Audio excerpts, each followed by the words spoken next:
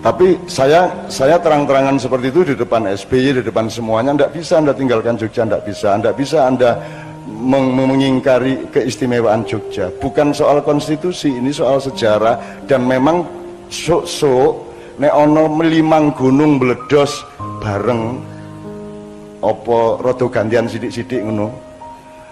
Kuwi engko sing diamanati bangun masa depan pasca letusan itu Jogja. Mulane saiki kabeh makhluk-makhluk sing arep melu ndandani bumi nglumpuk ning Yojo kabeh. Nek ora percaya tanglet beliaunya Paku Alam ke-9. Tiap malam jagongan ning kono kuwi ses-ses kok ngendi-ngendi.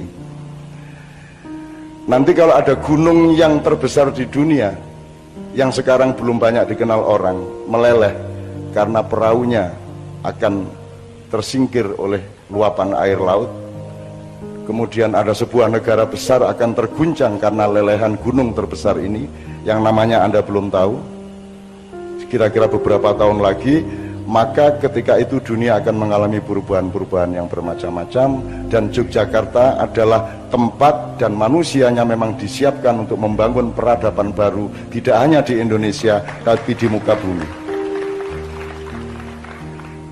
Iki orang ngomong klenik iki tenanan.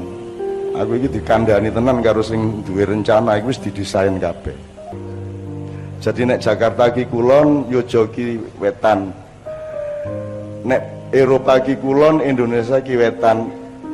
O anane kulon iki mergo saka wetan. Dadi aja njur wetan sinau ngulon, mergo kulon kuwi anake wetan. Kulon sing kudu sinau nang wetan. Jakarta harus belajar kepada Jogja.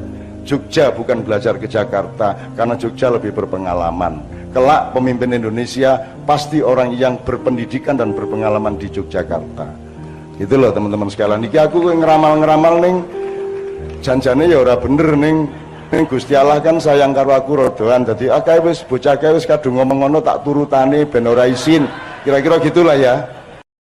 Kita semua juga tahu dalam hukum internasional di Den Haag sana, Kerajaan Mataram Jogja tercatat dan berdaulat penuh. Mataram direspek oleh Belanda. Hingga ketika di awal Indonesia berdiri tahun 45-an, Republik Indonesia masih belum diakui PBB. Presiden Soekarno pun menggunakan strategi yang cerdik, mengatakan untuk sementara berlindung di Jogja sebagai ibu kota pemerintahan Republik. Itu simbol. Soekarno tahu sekali status bernegara. Mataram Jogja berdaulat penuh. Serangan terhadap negara berdaulat beda dengan serangan terhadap pemberontak. Dulu, Republik dan tentaranya oleh Belanda dinyatakan sebagai pemberontak. Uang gobang, uang Mataram telah menjadi alat transaksi sejak lama, dihormati oleh Belanda, sehingga ada exchange rate-nya. Sebelum kemudian dengan kelicikan Belanda, mata uang tadi ditukar semua menjadi gulden Belanda. Kerajaan Mataram Jogja yang usianya saat ini lebih dari 500 tahun, memiliki sejarah panjang dibanding Republik Indonesia yang baru 75 tahunan. Perlu dicatat, dukungan Yogyakarta di awal kemerdekaan adalah sebuah pengorbanan luar biasa dari seorang Raja Hamengkubuwono ke-9